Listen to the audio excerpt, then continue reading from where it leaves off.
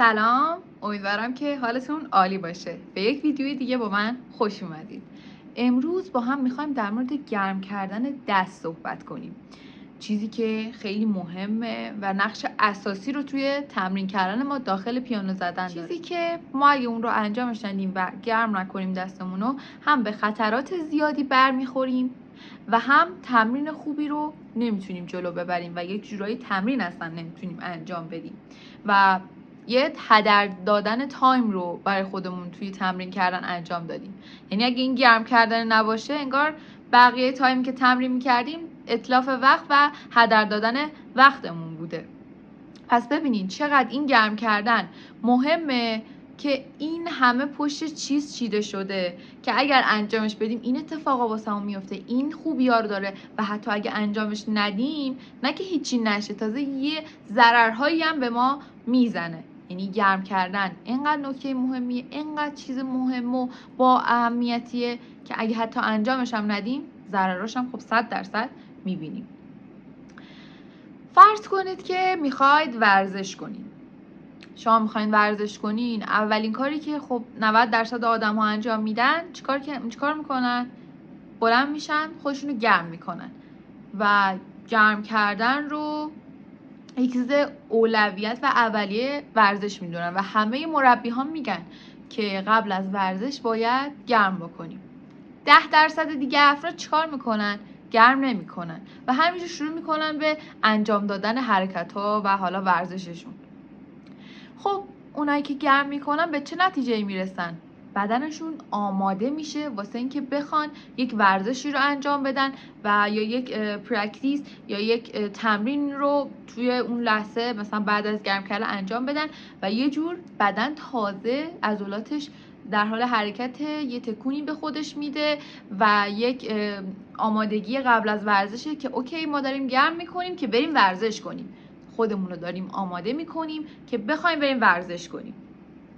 حالا اون 10% که گرم نمیکنن و مستقیم میرن ورزش میکنن، بدن یهو شوک میشه که چه اتفاقی داره میفته؟ چرا من دارم الان ورزش میکنم، چرا انقدر ضربان قلبم یهو بالا، چرا انقدر حالم داره بد میشه، چرا نمیتونم درست حرکت انجام بدم؟ و همینطوری چیزای مضر و ضررها پشت سر هم میاد. توی پیانو دقیقاً همینه. وقتی افراد نمیان و گرم نمیکنن چه اتفاقی واسهشون میفته؟ آماده تمرین نیستن، انگشتا شوک میشن، انگشتا نشسته بودن یه جا، هیچ حرکتی نداشتن یا داشتن تو اکسپلور میچرخیده، همینجوری فقط تنها حرکتش نگه داشتن گوشی و حالا اکسپلور کردن بوده و عضله انگشت هیچ حرکتی نداشته.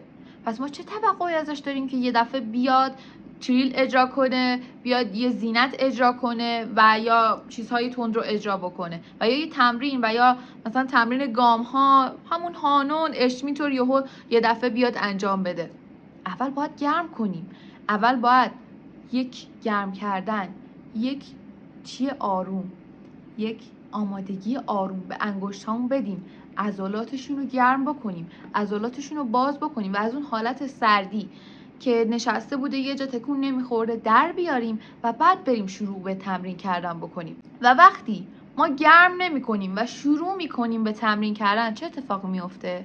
این تمرینی که انجام میدیم فقط نیم ساعت یه ربع اولش سر اشتباه زدن یک سری چیزای ساده میگذره.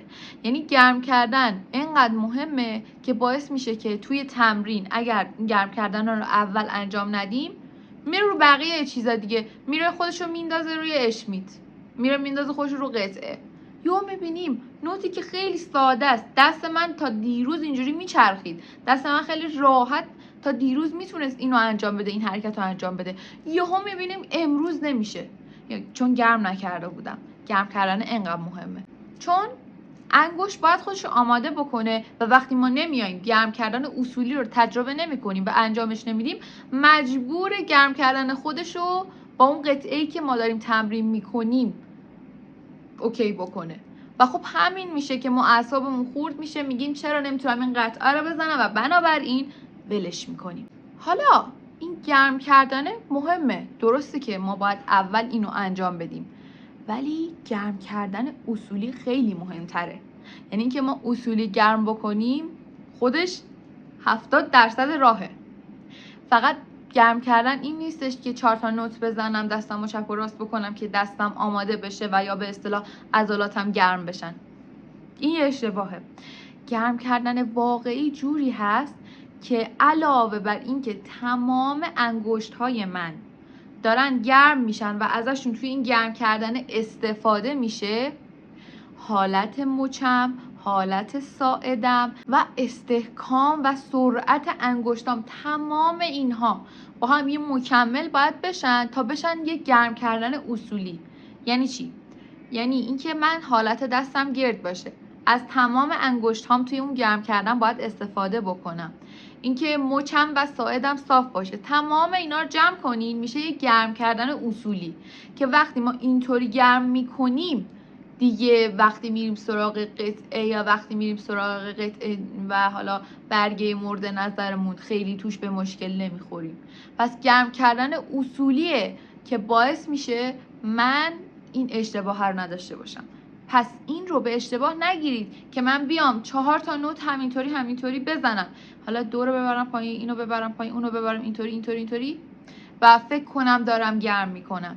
گرم کردن اصولهای خودشو داره و البته گرم کردن کمپلته، یعنی یه چیزهایی با هم جمع شدن تا اسمی به نام گرم کردن گرفته و افراد این چند تا چیز رو وقتی انجامش میدن یعنی انگشتشون گرم شده و انگشتاشون آماده آموزش و حالا تمرین کردن قطعه هستش و به این میگن گرم کردن.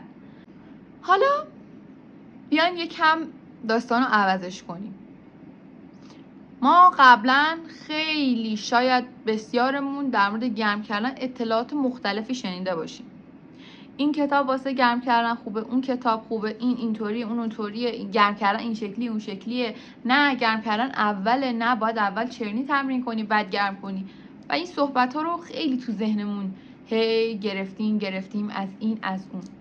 ذهن خودتو یه لیوان فرض کن. این لیوانه وقتی یکم از آب تمیز میریزی، یکم از آب گلالود میریزی، یکم از شیر کاکائو میریزی، یکم توش شیرموز میریزی، ترکیبش چی میشه؟ ترکیبش افتضاح میشه، چیزی که قراقاتی اصلا معلوم نی، نتیجه‌ای به ما نمیده.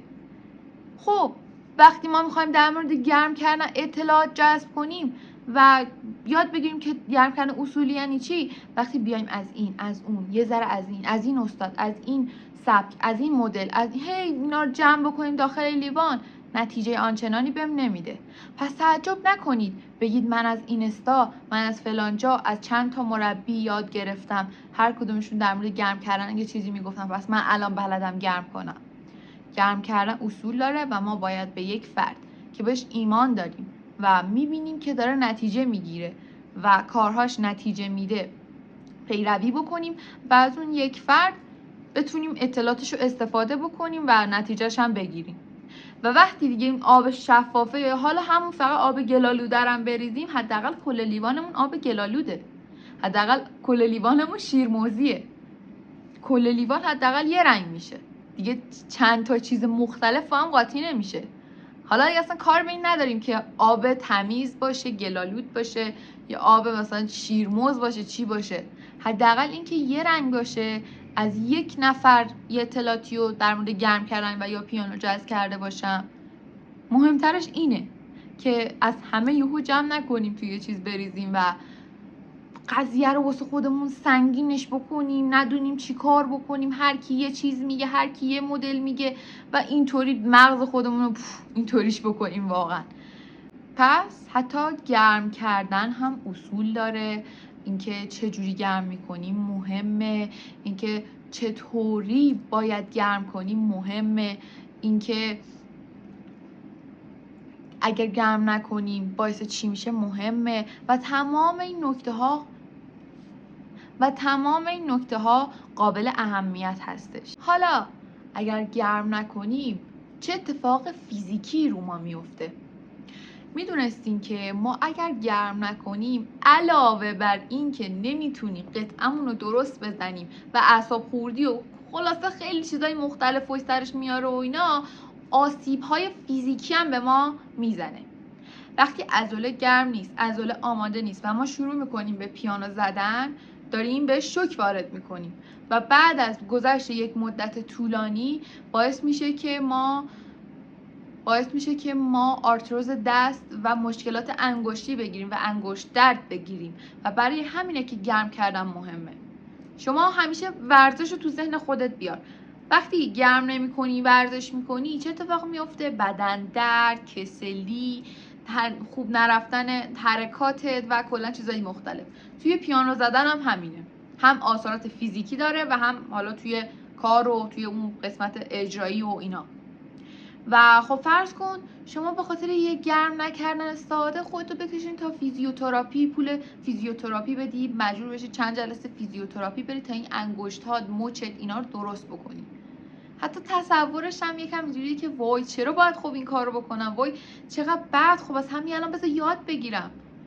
پس برای همینه که خیلی آدما و کسایی که تو این حوزه هستن تاکید دارن لطفاً قبل از اینکه پیانو بزنین دستتون رو گرم بکنین، چون واقعا میترکونه شما رو. اگه این کار رو انجام ندید آثارات فیزیکی هم به شما میرسونه، علاوه بر مچ درد و اینا بمانه. تازه توی حالت نشستن هم خیلی چیزای فیزیکی دیگه تجربه میکنیم. اگر بلد نباشیم درست پشت پیانو بشینیم باعث میشه که گردن درد و کمر درد بگیریم و اونا ممکنه که به فیزیوتراپی ما رو برسونه تهش. خلاصه که پیانو یک سری قسمتاش خیلی مهمه و ما اگه شوخی ازش بگذریم و خیلی جدیش نگیریم ممکنه که آسیب‌های فیزیکی به ما برسونه، آسیب‌هایی که ممکنه جلسات زیادی فیزیوتراپی و ورزش‌های مخصوص واسه حالا گردن باشه، دست باشه، مچ باشه، انگشت باشه و تمام حالا اون اعضای بدنی که درگیر هستن و حالا با اشتباه کردن مثلا یه حرکتی توی نشستن، توی زدن، اینا باعث میشه که اینا درد بگیره و عاقبت بدی واسه ما داشته باشه. و خیلی به خاطر همین که شوخیش میگیرن یه تایم طولانی رو میگذرونن، همون شکلی میزنن و آسیب‌های فیزیکی به سراغشون میان. و بچه‌ها خب معایب کوتاه مدتی که گرم کردن به ما میده و باعث میشه وقتی ما گرم نمی‌کنیم توی تایم کوتاه به ما نتیجهش رو نشون بده، گرفتگی عضلات انگشت هست. وقتی انگشت آماده نیستن گرفتگی عضلات ایجاد میشه و مچ و ساعدت هم ممکنه درگیر بشن و با انگشت ها به درد بیان.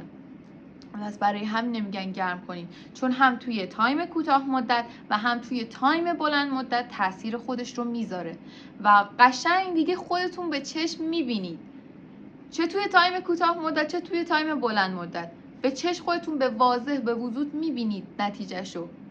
و پس برای همینه که اینقدر من دارم الان تاکید میکنم اینقدر مهم و نکته خیلی بسیار قابل اهمیتی هستش. گرم کردن انگشت‌ها حتی به استدلال و استقلال انگشت‌هامون کمک میکنه. یعنی چی؟ یعنی اینکه من بتونم این انگشتم رو روی کلاویه محکم تر بکنم کمک میکنه. میتونه به سرعتم کمک بکنه، چون اکثرا توی گرم کردن ها از بالا رونده و از پایین رونده استفاده میکنن و این بسیار کمک کننده هست واسه اینکه ما بتونیم یک قطعه رو تندتر، روونتر و قشنگتر با رعایت کردن قانون الا کلنگ، یعنی اینکه انگشتم میاد این روی مثلا روی کلاویه پایین، بعدی که میخواد بزنه این بیاد بالا. برای بعضیا این حالت نصفه میمونه. وقتی گرم میکنیم این نتیجه رو قشنگ میبینیم که باعث میشه که این قانون الا کلنگی رعایت بشه، سرعت من بالاتر بره، استقلال انگشتام بیشتر بشه و اینکه بتونم انگشتم وقتی میبرم پایین خم نشه و یا نشکنم حتی تاثیر داره، چون شما دارید پشت سر هم اینا رو تکرار میکنید و حواستون باید به تک تک انگشت ها باشه که هر کدوم دارن چه شکلی میرن پایین، هر کدوم دارن چه عملی رو انجام میدن. آیا این انگشتم رفت پایین، اون یکی نصفه موند، این تا ته نرفت پایین یا اومد بالا، نکنه انگشتم پریده باشه.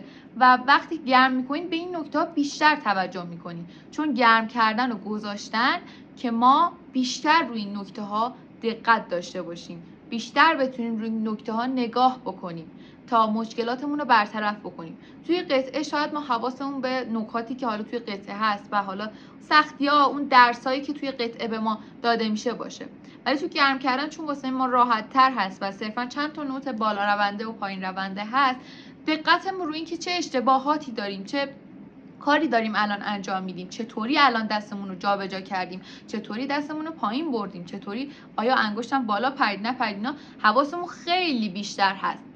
و گرم کردن این همه چیز واسه ما داره و گرم کردن یه عالمه واسه ما نکات مفید داره و البته رعایت نکردنش همونطور که گفتم ضررها و حالا اون معایبی که داره دیگه، واسه خودش پشتش یه عالمه ضررات هستش. پس حتما یادتون نره گرم کردن رو فراموش نکنید، اصولی گرم بکنید و همیشه یادتون باشه گرم کردن یکی از مهمترین قسمت‌های پرکتیس و تمرین ما توی پیانو هست که اگه اونو انجامش ندیم، همونطور که یکم قبلتر گفتم، اتفاقای فیزیکی، اتفاقای عملی که روی پیانو واسه ما میفته و نتونستن یک سری حالا چیزها مثل سرعت و استدلال و اینا، همه اینا رو تاثیر میذاره و باعث میشه که ما و رعایت کردن همین گرم کردن باعث میشه که ما یک پیانیست عالی باشیم و زودتر از بقیه نتیجه بگیریم.